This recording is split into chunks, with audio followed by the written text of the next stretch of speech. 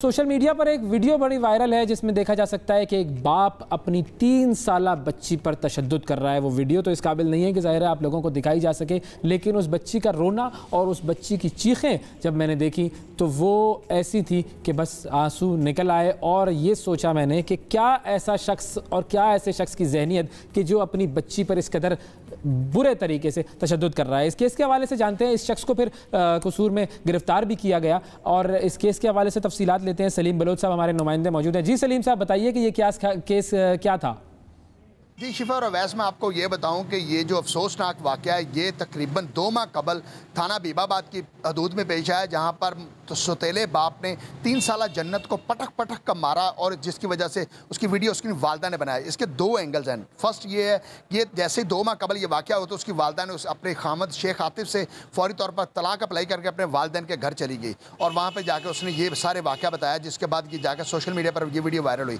जैसे ये video viral हुई तो DPO कसूर ने इसका नोटिस लेते हुए फौरी तौर पर मुकदमा 627/22, 328 और 292 दफात के तहत मुकदमा दर्ज करके मुलजिम शेख आतिफ को फौरी तौर पर अरेस्ट कर लिया। SHO मलिक तारिक के मुताबिक जब दौरान इन्वेस्टिगेशन जो सबसे ख़तरनाक और जो हीनियस क्राइम है वो ये हुआ है कि जो शेख आतिफ ने ना बच्ची को 2 लाख रुपए के इवज इसको ख़रीदा गया है। उसकी मेन वजह सिर्फ यही बता रही है, चूँकि शेख आतिफ के पास बच्चे नहीं थे, उसकी औलाद नहीं थी, तो उसने अपने जो साला है उससे 2 लाख रुपए की बच्ची को ख़रीदा है।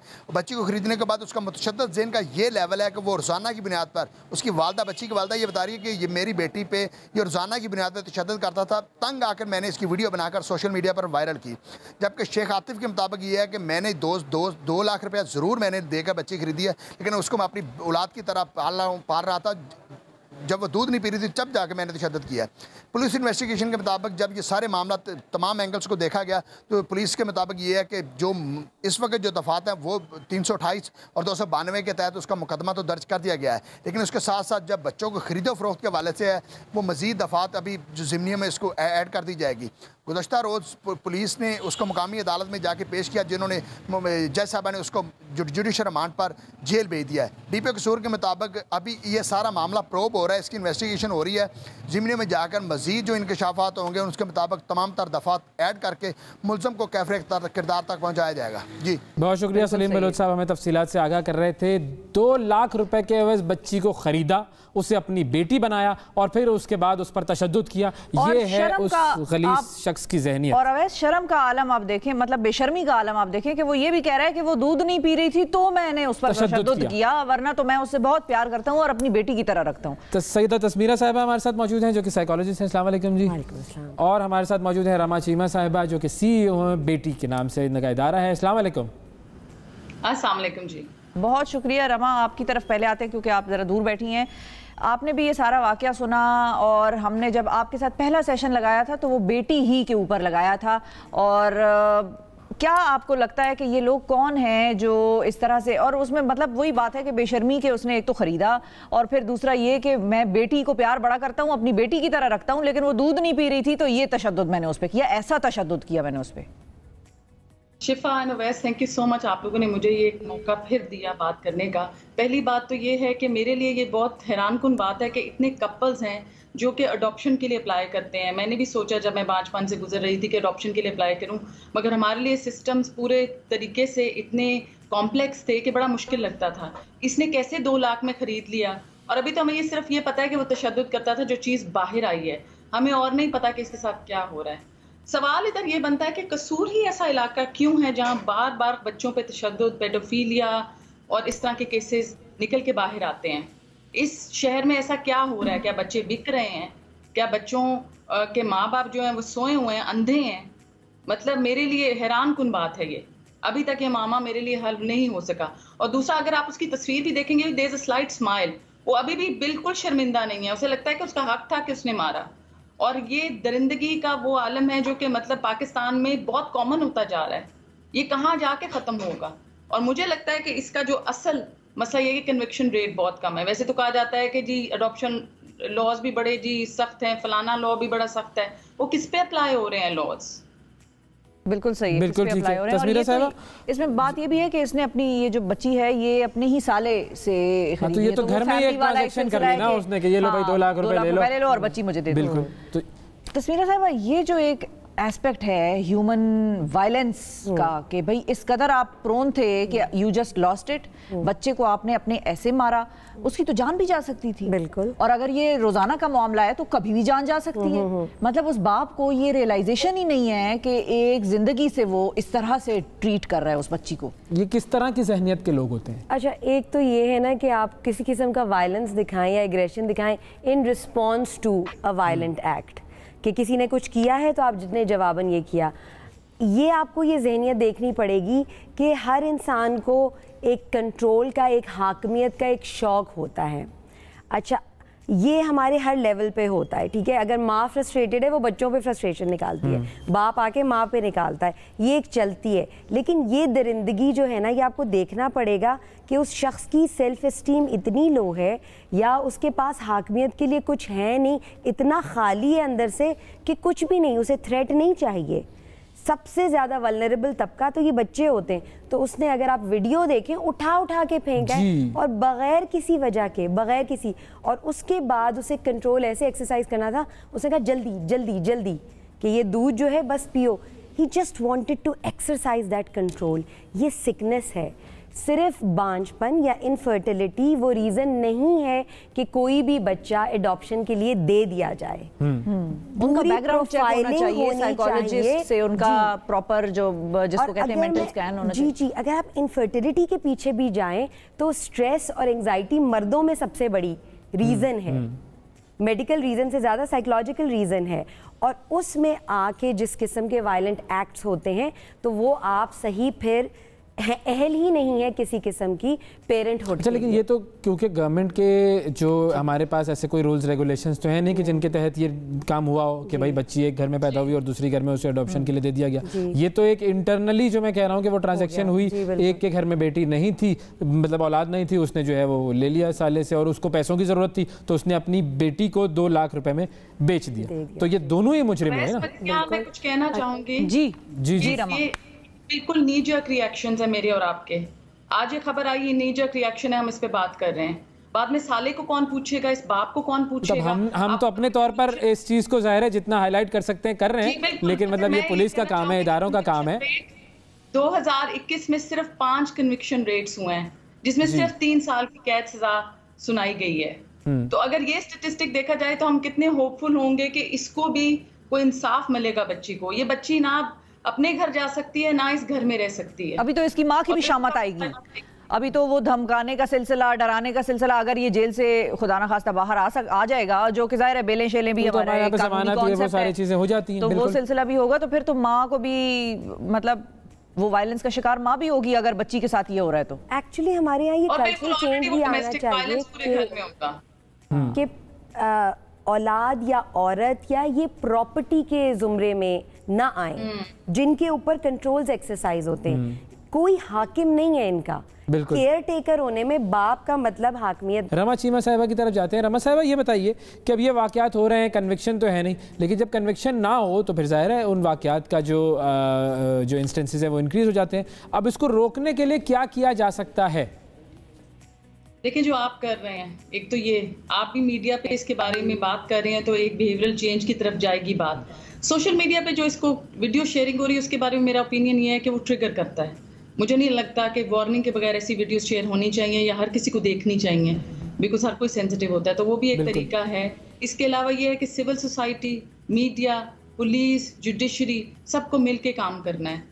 मैं और आप मतलब एक या NGOs भी हैं, ये जिम्मेदारी नहीं उठा सकती हैं अकेले, बिकॉज ये हमें सबको मिलके करना है। और घरों में भी आप अगर आप देखें, ये बच्ची के साथ हो रहा है, कभी बीवी के साथ हो रहा था, कभी माँ के साथ हो रहा होता है, कभी सास बहू, बच्चियों के साथ तो वैसे ही क्राइम रेट बहुत ज़्यादा है। आप देखें तो अभी हम जेंडर के उसमें जो वर्ल्ड इकोनॉमिक फोरम की रिपोर्ट थी उसमें नंबर 2 पे आ गए, worst country for women and young girls. तो किसी वजह से ही है ना, हर तरह का क्राइम औरतों और बच्चियों के खिलाफ मजालिम हो रहे हैं।